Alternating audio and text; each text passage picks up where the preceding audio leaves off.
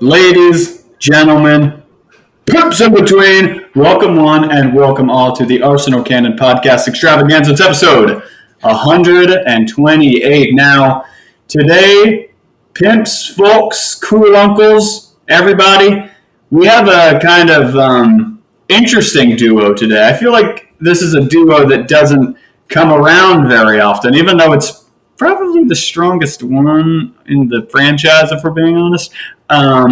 It's me, obviously, your esteemed comic relief, self-proclaimed, of a host, Daniel Fenton, joined by the one and only second man to the podcast, the man, the myth, the legend with the versatile name, Rob Bob Bertha, the man that I so like to call, I don't know, we'll just call him Rob today. I'm feeling lazy. I've had a long day. I've got a longer one ahead of me. Yeah, my pleasure, man. Rob, I know what you've been up to, but why don't you tell our lovely listeners what's been going on in the rambunctious life of Rob? A fun one for sure. Yes. I've just got back from the wonderful city of Barcelona. It was my first time going to Barca. It's a beautiful, beautiful city. I'd recommend it to any of you lovely listeners who would be fortunate enough to go. I was at the airport earlier, bumped into Rafinha. He told me he'd rather have joined the Arsenal, but Brazilians, Barcelona, and in fact, Arsenal didn't want to stump up the cash for him apparently, so he just went to Barca. I know who I'd rather join, but fair play to him. And then I also saw Lewandowski, and I was like, oh, so why are you joining that sinking ship of a club? And he was like, oh, well, they promised me money, which, they can't pay me.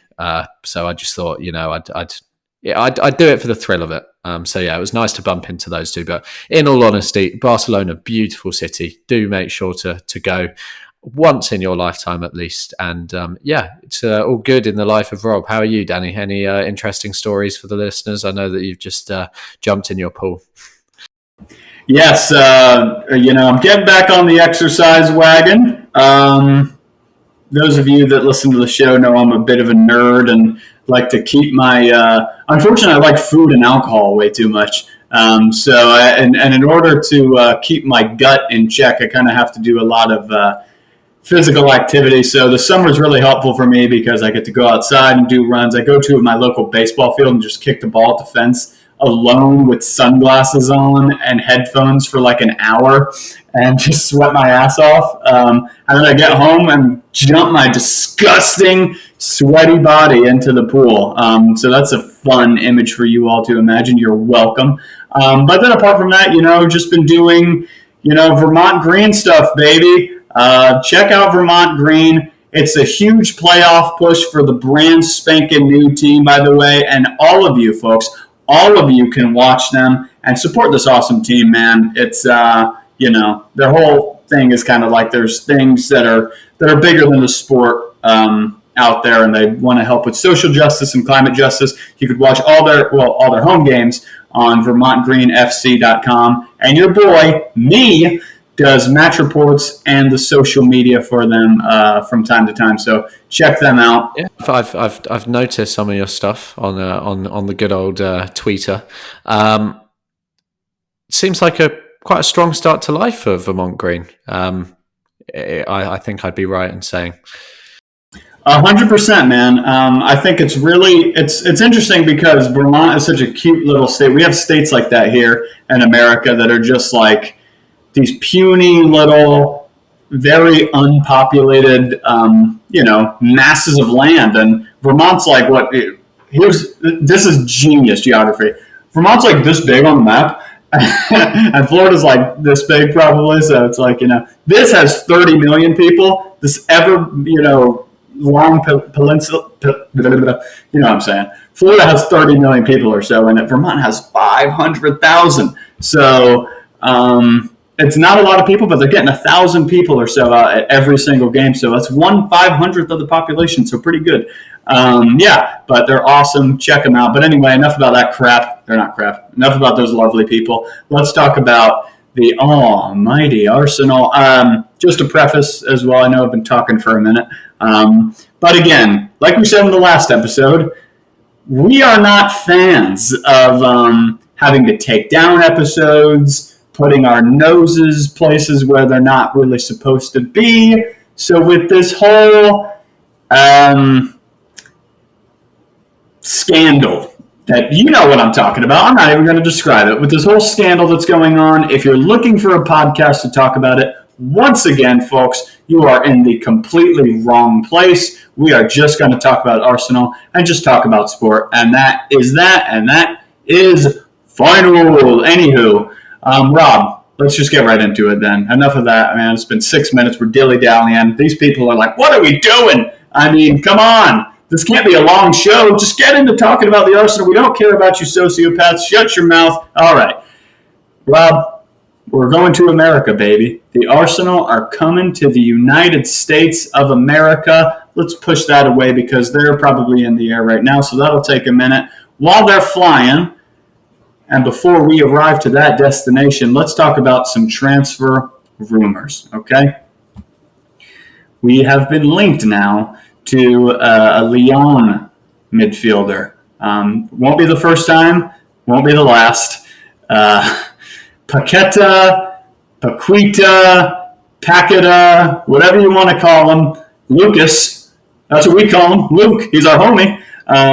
Been linked heavily to the Brazilian signature, and just walk me a little bit through what you think of the player and maybe what this means for other targets. Yeah, it's a really exciting transfer rumor. Good old transfer checker on Twitter, who we've sort of referenced quite a lot on this podcast and on our transfer videos. He said that Newcastle have been tracking him for quite a while. He is a good friend of Bruno Guimaraes, who, of course, is another player that Arsenal previously had an interest in before he moved to England's northeast. Sort of ended up biting us in the backside at the end of the season, but enough on that. Paqueta seems like a very, very exciting player.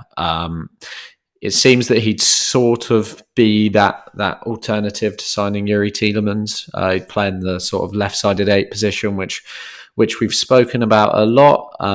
He was previously at AC Milan. He was more of a forward, which is why I think the discourse on social media has sort of been a bit sort of questioning Arsenal's pursuit of this player, because people think he could be very similar to a Martin Odegaard or a Fabio Vieira, but he actually has very decent defensive numbers. He'd be able to play that role that Xhaka can play. Maybe his defensive game could do with a little bit of refinement, but I think when you're looking for a player to play in that 8 position, that's always going to be the case. I think it probably is wise to pick a player in that role who is more comfortable going forward than going backwards.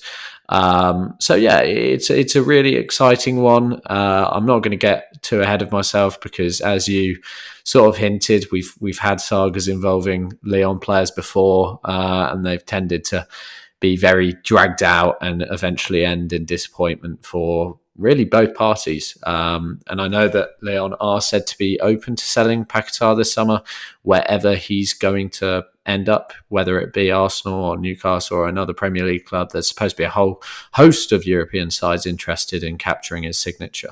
An interesting link, and I think that it would be an alternative to Yuri Tielemans. So what are your thoughts on that, Daniel? Do you prefer the safety of a proven Premier League talent, or would you sort of be curious to go and look in the other leagues?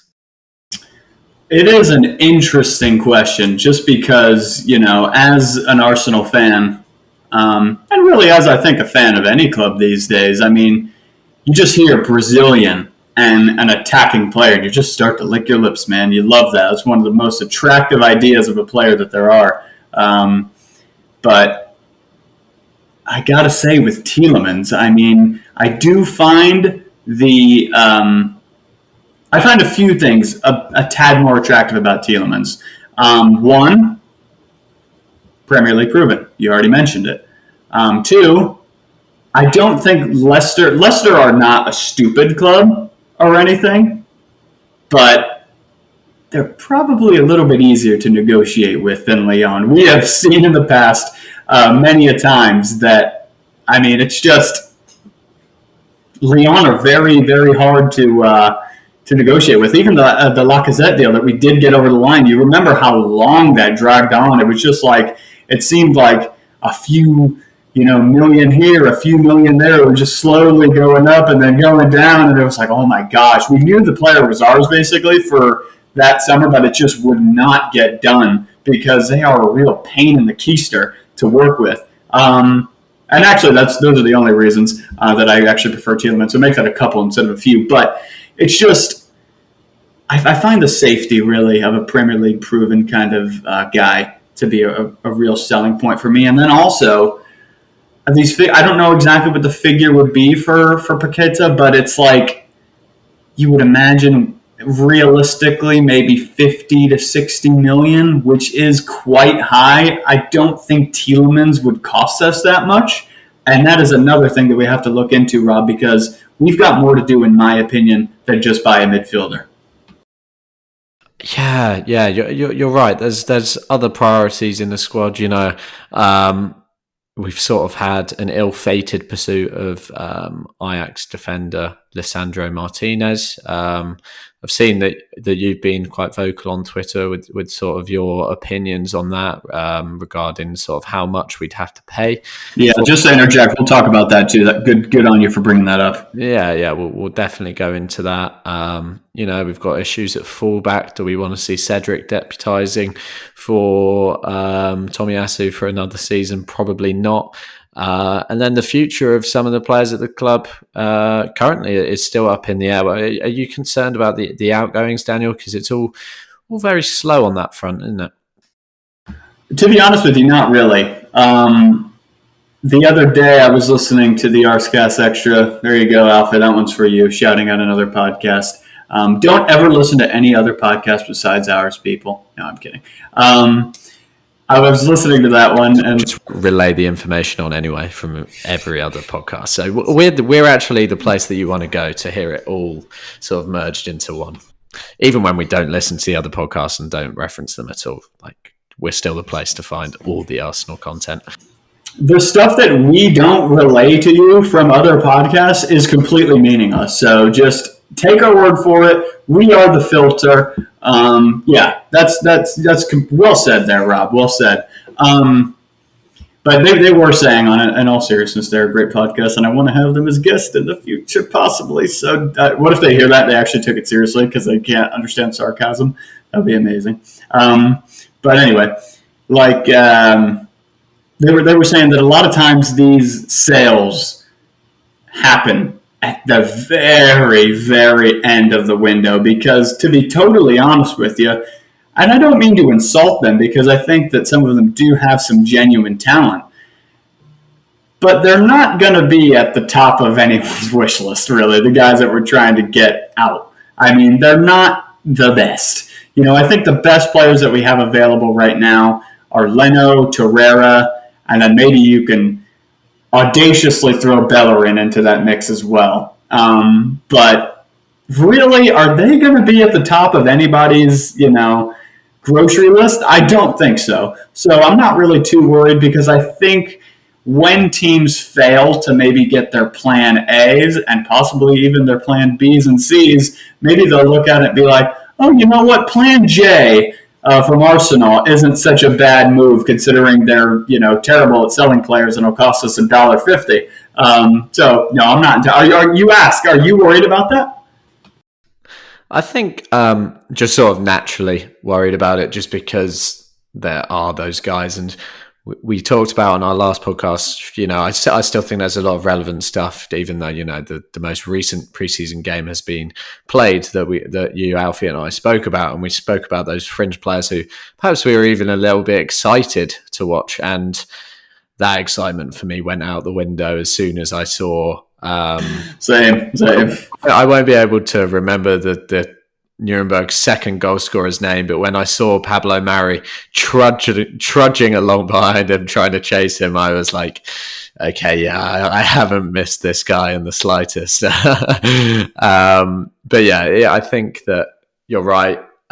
These are the sort of players that teams will look at the end of the window when perhaps they're panicking a little bit and they're like, okay, we need to pull our fingers out now and buy the XY player. I can see that being the case with someone like Nicolas Pepe. A team out there might just head into a new season and think, okay, maybe we're lacking a bit of, I don't know, firepower. I'm not going to say Pepe's going to score bags of goals, but away from the Premier League, he's got a good goal-scoring record. I think that a Spanish side, Italian, another French club would be wise to sort of gamble on him. I don't even think it would be that much of a gamble because there is a player in there, just not suited to Arsenal at all. But yeah, I'm a bit frustrated in the sense that some of these guys are coming on the tour and perhaps preventing some of the youngsters. I was a bit annoyed here that Charlie Patino isn't coming on the tour, and shocked, to be honest, just because I think that he will probably play a bit of a role for us, especially in the early stages of the Europa League this season. In an ideal world, you offload them early, but I think that it's, as you sort of touched upon there, that's something which is really difficult to do. Yeah, I was a little frustrated by some of that American roster too, seeing as we'll get into it a little bit later. But We've got one academy player on the tour. I mean, one academy player, 5 goalkeepers. Yeah, it doesn't really make any sense. I mean, I get that these games don't mean anything really, but do you need to warm up 5 goalkeepers? No, that's a complete waste of time and space. I could honestly. 4 is a crowd, but even if it was 4 and then bring Patino, I'd be like, okay, fair enough, But yeah, I mean, it's just especially given I'd imagine that bringing Leno is a bit of a sales ploy, just to show that to Fulham, we're going to use him if you don't cough up the cash. I think he will go to Fulham eventually. All signs point towards that. But even so, he could leave the tour within days of getting there and have to go and sign for Fulham. And then you've got a player as talented as Charlie Patino just sitting at home. That just makes very little sense to me. And on top of that, it's a tour. Surely there are no rules about how many players you can bring. Just bring along some of these youngsters for the experience, Yeah, and you would think that, I think you're right on Leno, by the way, like a sales ploy, really, which I don't have an issue with personally, because I think Fulham are definitely trying to lowball the heck out of us. And at the end of the day, we don't, as mean as this sounds to Leno, who I have a ton of respect for and a ton of time for, and I want what's best for him in his career, I don't really give a shit if we don't sell Leno and he just sits in the reserves, to be totally honest with you. It's not going to affect us. It's not going to affect Arsenal. And like Alfie was saying, he's probably not going to get into the German national team, so it's probably not going to affect him either. But I guess there's nothing we could do about the roster. Let's talk a little bit more about transfers. Let's talk about our roster. You mentioned Lissandro there, Lissandro Martinez, who I actually was, really excited about the possibility of signing. I do like the player quite a bit from the small sample size that I have seen. And I like the idea of a guy coming in to be a sort of backup central defender / left back / CDM. And I think there's going to be more and more of that going into the future, to be honest with you, Rob. Versatility is huge now, and these new modern managers, they love a player that can play in numerous areas of the pitch. I think that was another thing they said on Arscast. These new modern players are not like a left back per se. They're a left-sided player. They play on the left. And I think Lissandro, I think he kind of fits that bill, But frankly, what Ajax are asking for is just absolutely bananas. And it looks like Manchester United are going to win the race for him. To be totally honest with you, though, Rob, I think even if it wasn't an extortionate fee, I think United probably would have beat us to the signature anyway, because it looks like he wants to be back with his old manager. And that is totally fair enough. I don't think Arsenal deserve much stick for sort of missing out on this one, especially if the key reason is because we're not willing to cough up the money. I actually have a lot of respect for that. I think you identify a player, you like him, and you're willing to buy him, but it's important that you're also then willing to buy him at the right price. Arsenal would have scouted and watched Lissandro extensively. It's clear we wouldn't be bidding, 40 plus £million, however much we bid, if he were, just going to sort of come in as a squad rotation player. I think he'd end up being a lot more than that for us. But I think we also would have really worked out his worth through that scouting as well. And clearly the decision has been made that he's not a 50 million euro or 55 million, however much United are paying for him. He's not worth that money. And I respect the club for doing that. The same with Rafinha.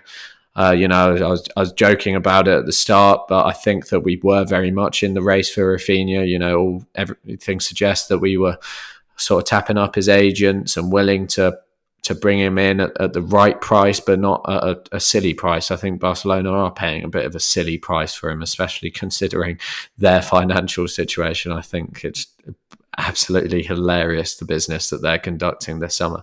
But yeah, I just think that, it excites me that Arsenal are looking at sort of high caliber players who would really be able to come in and compete, but there'll be other targets, and hopefully at a more reasonable price, because we've learned in the past that overpaying to get the man you want often doesn't end very well.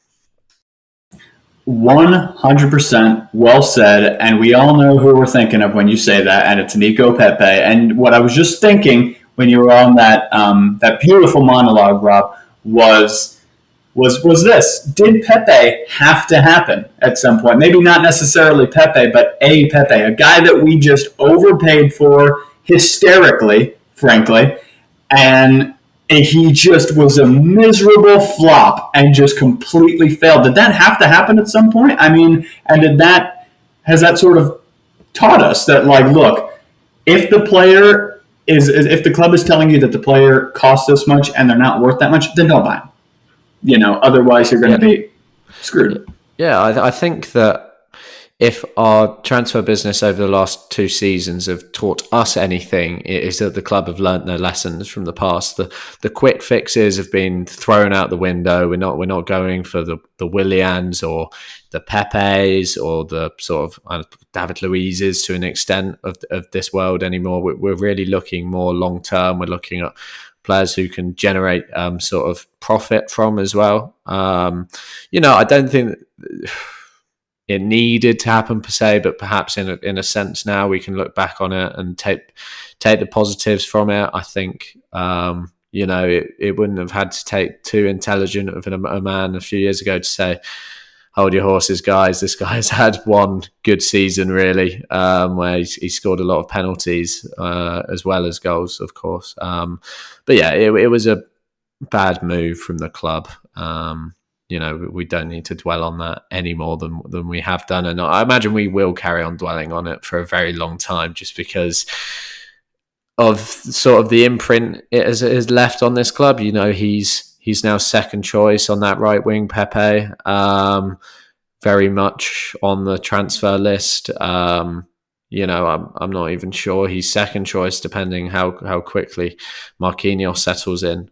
So yeah, at the end of the day, it was poor planning from the club as well, just because I know it's very difficult to sort of predict how a player will explode, but they knew they had Bukayo Saka there, who they must have known was a very special talent, and not necessarily like nailed down right winger, but it was obvious that was what he could become. So poor planning, but perhaps retrospectively we can look at it and think, well, good, because the club clearly have learnt their lesson. We're not throwing silly money at players who aren't worth that anymore, which can only be a good thing. So yeah. Yeah, and I think you just gotta. This was one of the tweets I said, and we'll just sort of transition. I'm going to throw this at you, Rob, and see if it sticks. There's been some. It's not even rumors, really. It's just been some talk, I think, about a previous maybe target, a guy mentioned is a better word for it maybe, and that's Zinchenko from Manchester City. And now I would imagine Zinchenko, maybe the wages are going to be higher than Lissandro's because he is a Manchester City player, and they're paid well. I wonder why.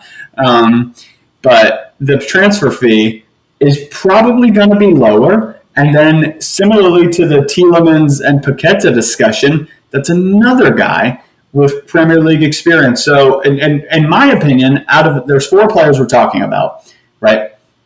And I can't really see this happening, but I would be delighted if we can walk away with Tielemans and Zinchenko from the Paqueta, Tielemans, Zinchenko, Lissandro discussion. What do you think about Zinchenko? Is there any possibility of that deal happening? I mean, would City want to sell us another player, or is this just like some hypothetical thing that we've made up because we like the look of the player? I think, given the nature of the Manchester City squad, the way that they have tended to operate over Pep is that if a player wants to leave, he is generally allowed to, like, without really many questions asked. The one that comes to mind for me is Leroy Sané. City didn't want to let Sané go. He's an immense talent, and he was an extremely useful player to Pep Guardiola, but he wanted to leave. He wanted new opportunities. Same goes for Raheem Sterling, who's just gone to Chelsea, and Jesus, who has just joined us.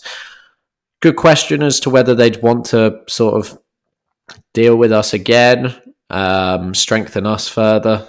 But we're still quite a way off them, and like Zinchenko, as much as he would certainly improve us and give us more options, he wouldn't, be the sort of star player at Arsenal, much like we hope Jesus could be. So it would really be, it would be them doing us a favour. Again, something which they might not even be averse to, just because of the relationship Pep has with Mikel Arteta. That can only be something that will help us in such negotiations. And as for your question over whether I'd take those two over Paqueta and Martinez, absolutely I would. I think we sort of underestimate how important Premier League proven players are, just because, I don't know, we all like the shiny player from abroad with the fancy name and the Brazilian flag next to it. But we know that these guys are going to acclimatise very quickly and find life in the Premier League pretty well. They know what life in the Premier League is like. It's a more reliable deal. And if that is the direction the club wants to go in, absolutely go for it. It paid off last summer with Ben White. Again, might be one that we overpaid for it just a little bit, but we knew what he was bringing to the table. We knew that he would be able to perform at Arsenal because he'd already performed in the Premier League. You just bring in these players with that added sense of security, even if, I don't know, you're paying a bit too much for them or you're paying them a lot of money.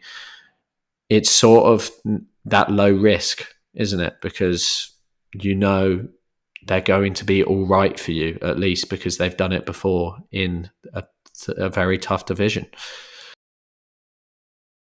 Yeah, fully agree, man. I went to Zinchenko one. I was just saying there hasn't really been many actual links, but I think that comes down to the sort of difficulties you mentioned. Brighton there, the difficulties that Brighton are giving City over Cucurella. City want the player, but Brighton are being very stubborn and difficult, and I think they should be, because that is another English team, and they know damn well that City have good money. So I think this Zinchenko rumors are kind of contingent on whether or not Cucurella to City goes through. We would imagine. Yeah. I think it's worth. I think it's worth adding in as well that City squad isn't perfect. I mean, it's very close, but they can't go into the season with just João Cancelo as their only left back option. So you're right to bring that up. I think we just can't assume that they'd be sort of because Zinchenko wants to leave, we'll let him go, even if that means we'd have no actual proper left back in the squad. You're right to bring that up. Yeah, and I just don't think Zinchenko is a player that Pep is going to look at and be like, oh, I got to get this guy out of my team. Of course he's not. Zinchenko's a quality player. I mean, maybe they would do Arsenal a favor and sell to them again this season if Zinchenko did want to leave, if they do go and sign Cucurella, because to be completely honest, while I think Jesus was a very good signing for us, I do think we sort of did do City a favor by giving them £45 million for a player with 1 year left on their contract. Let's have it right. And speaking of players that Man City need/don't need, they've signed this Julian Alvarez guy from River Plate this summer, and Erling Haaland, of course. So they didn't really need Jesus anymore as much as Guardiola probably would have wanted to have kept him around. It would have been a luxury to have him rather than a necessity.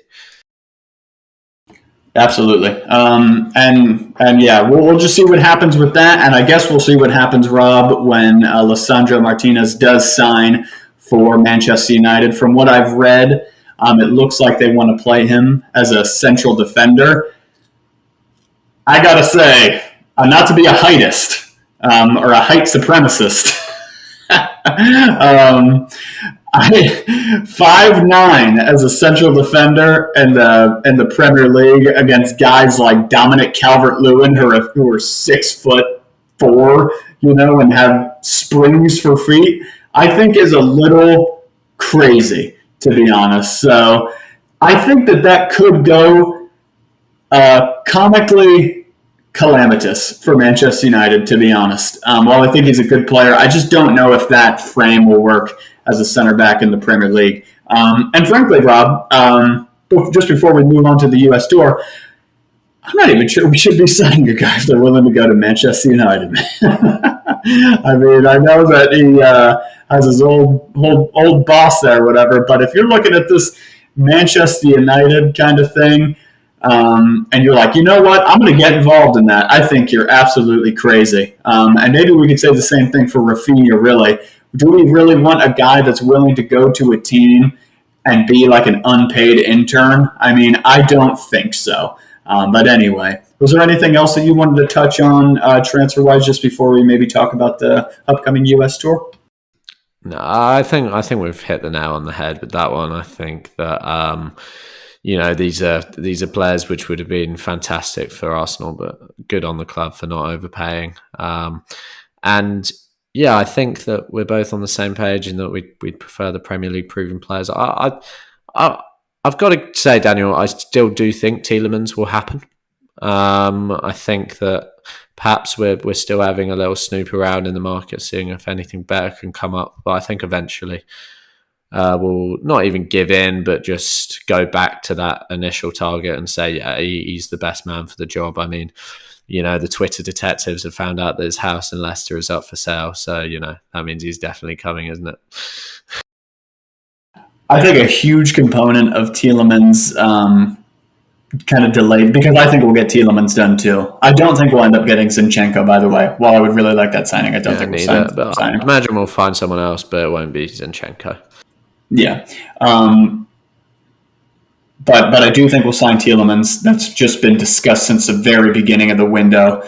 And I think, Rob, that this is one of those that another team comes in next week, he's an Arsenal player. I think that there's just not much competition for him. And as soon as Arsenal see someone, they're kind of, looking over at their tests, trying to copy the answers, like, oh, hell no. No. We're getting this done. Tielemans is ours now. Because let's be honest, it seems like every team has been doing that to us this transfer window. But hey, that's good. That means that our recruiters actually have a few more than 2 brain cells for the first time in 6,000 years. So I'm happy to see it. But that's pretty much, I think, all we have for transfers. We're just going to talk a little bit about the preseason tour. This one's particularly meaningful for me, Rob, because as the Cruel Uncles know, they're coming to Florida. They were supposed to come last year, but that was when COVID was going freaking running rampant. And Arsenal made a very, very wise decision in not coming to Florida. But now they're coming back, coming to Orlando, playing twice. And then I think there's another game in America as well. I think it's in Baltimore or something like that. That's keep an eye on the Arsenal players' safety for that one, by the way. Baltimore's a bit of a rough neighborhood, rough city, rather. But yeah, man, I'm excited. I'm going to see them play against Orlando City, and I'm going to be in the Orlando City section because it's cheaper and I'm broke. So if you somehow happen to be a cool uncle and you see me over there, don't blow my cover. The Orlando fans are crazy, and they'll probably kill me and hang me from one of the flagpoles. So please do not snitch on me. And if when Arsenal score and we win 7-0, I'm going to be like one of those like muted celebrations for all the audio listeners, kind of a 2 hands up, scored against my former team thing, you know. But yeah, and then the other one. I think I've got some friends going to it. Is the Arsenal versus Chelsea one. That's the big one that's also in Orlando in the Camping World Stadium. Big, good 50, 60,000 seater. They're charging an extortionate amount. It's like $80 a ticket for a ticket for a damn friendly. So I'm not going to it. But yeah, I'm excited to get to see the Arsenal in person, Rob. I mean, this is really, really cool for me. I've only ever seen them in the flesh twice, and it's going to be really awesome to see them in my backyard. But anyway, enough about me. We got this roster out. We mentioned it briefly there earlier. 5 goalkeepers. And then some notable additions as well. We've got Saliba in the squad. That's really exciting, and I hope I get to see him. And then Gabriel Jesus back in there as well, the brand new signing. And then Fabio Vieira. I mean, we've got some nice, exciting players, and I'm just buzzing to see the likes of those 3 in particular. That's why I give them a mention, you know?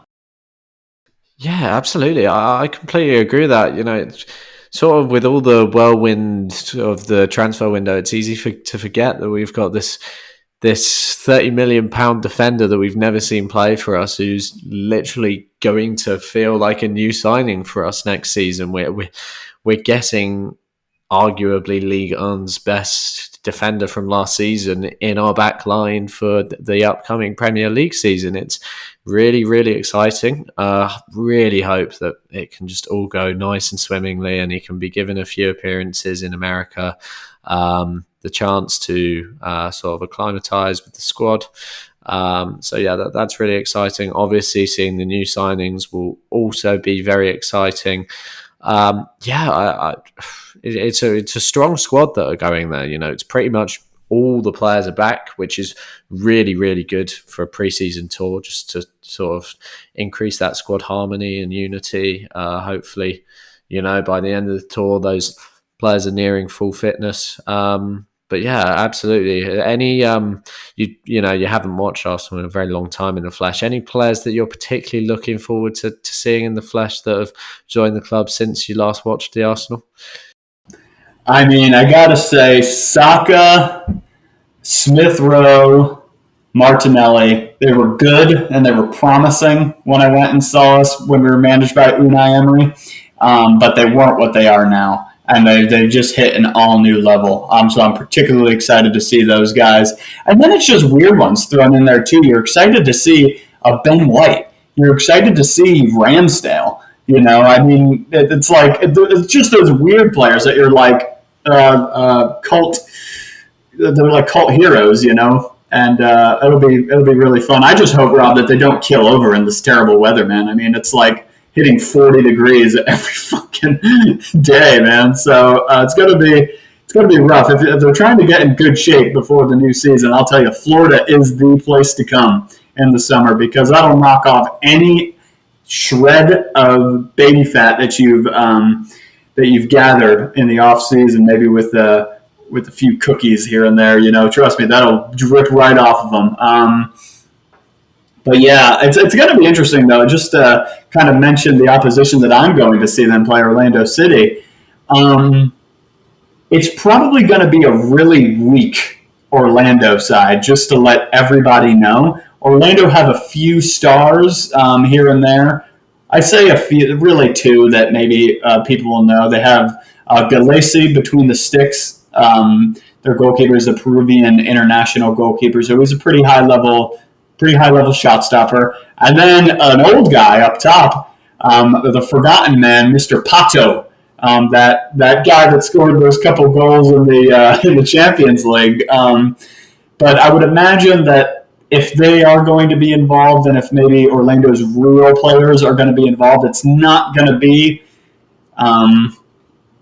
for a long time, because 3 days prior they traveled to Atlanta to face Atlanta United, aka Orlando City's main rivals. So I would imagine it's going to be a pretty young or fringy Orlando side. So this could be this. Just to let everybody know, this Orlando City versus Arsenal one could be a pretty fun one to watch, because the golfing class might be quite apparent.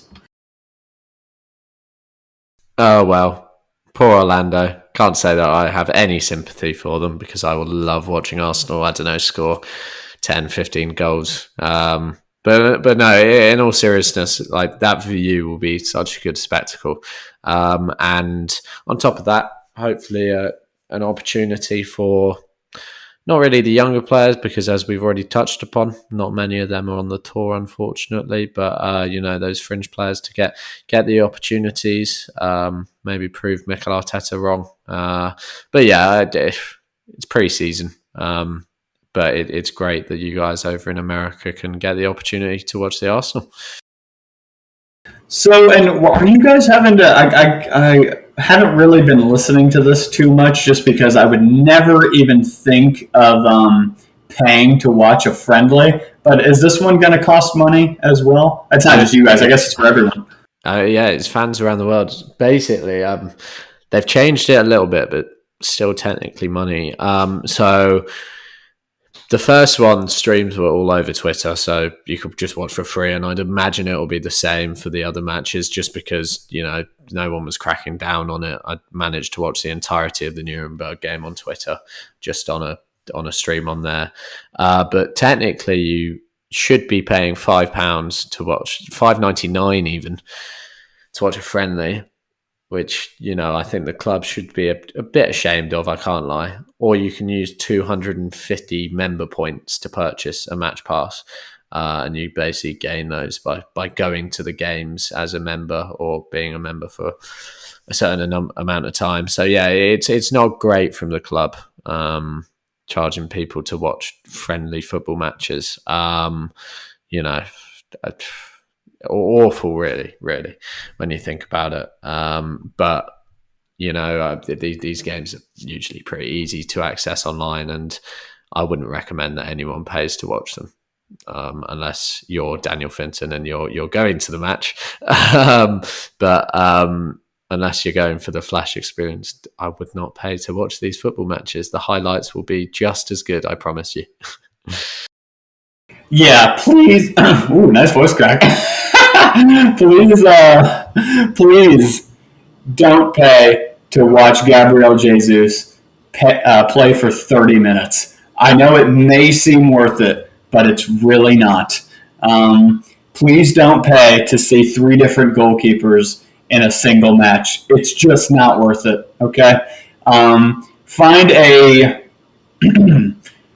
totally legal stream and enjoy it that way. And you'll be well on your way. Just for perspective, dude, that is absolutely ridiculous, because like my Peacock subscription that I watch like a good portion of the Arsenal games on is $6 a month, and I could watch like up to maybe 4 league games for that same $6, and they mean something. League football, yeah. Yeah, so that is so stupid.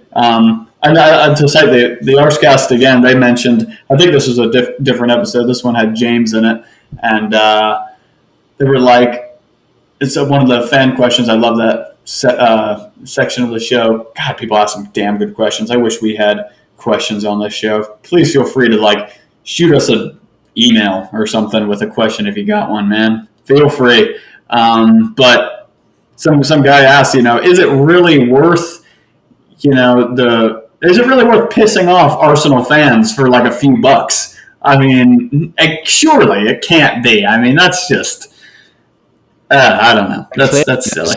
There must be a reason they do it. Like, there must be enough who are actually willing to pay, which is just mind blowing. Please don't if you are, because if you don't, eventually the club will start letting you watch friendly matches for free again. Clearly, there's enough people who are willing to pay for this. But yeah, go find a legal stream. Legal, not illegal. And enjoy watching the Arsenal for free, because you shouldn't be forced to pay to watch the club you love in a friendly match. Even having to pay to watch them in league matches is, annoying. And, when you love a club that much, of course you're going to pay. But it's, sad that people have to sort of go to such lengths to watch their team play, really, isn't it? Yeah. Oh, and I just gave it a Goog real quick. It's actually 3 days from now that they go to Baltimore, so it's Baltimore first. I feel like an asshole. I feel like a self-absorbed, typical Floridian, because all I've been talking about is Florida. But here in 3 days from recording, we're going to be in Baltimore. And we're going to be playing Everton in there. So fair play to all the Baltimore cool uncles, if any of you actually exist, and enjoy. That'll be a fun game, actually. That has potential to be a really fun one. Imagine getting to see Frank Lampard cry in the flesh after a friendly loss. That would be a really, really fun one. And, we're talking about which players, fans that don't get to see Arsenal are most excited for. I think the one I'd be most excited to see is Frank Lampard, just because I want to see him cry. Another thing I'm really excited about, though, Rob, I'm super excited to see that sexy black and gold shirt. But I gotta say, wearing black in this kind of heat, we may not have a squad going into next season. They're probably going to be dead. So it's been nice, everybody. I can't believe our whole team passed away. And yeah, devastating blow. No, but in all seriousness, I'm so excited to see that shirt too. I'm probably gonna try to snap one up too if they're selling it at some weird little Arsenal kiosk. Too. Yeah, that kit is beautiful. Even the pink third kit I'm a fan of. I was surprised to learn that Daniel Finton is not as big a fan as me. But it's good. It's a good kit, but it's just, I gotta say, it's a little 7 out of 10. Nice kit, but it's just, frankly, I'll be honest, man, it matches my skin tone a little too much. So if I were to wear it, people think I'm just painting on myself. New listeners should be made aware of the fact that Daniel's favourite Arsenal kit was the mint, 1819 third kit. So if you're taking kit advice from Daniel, you should take it with a pinch of salt, or with all the respect in the world. You should take it with an Arsenal player's sweaty body after a match in Florida's worth of salt, because my tastes are admittedly a little weird.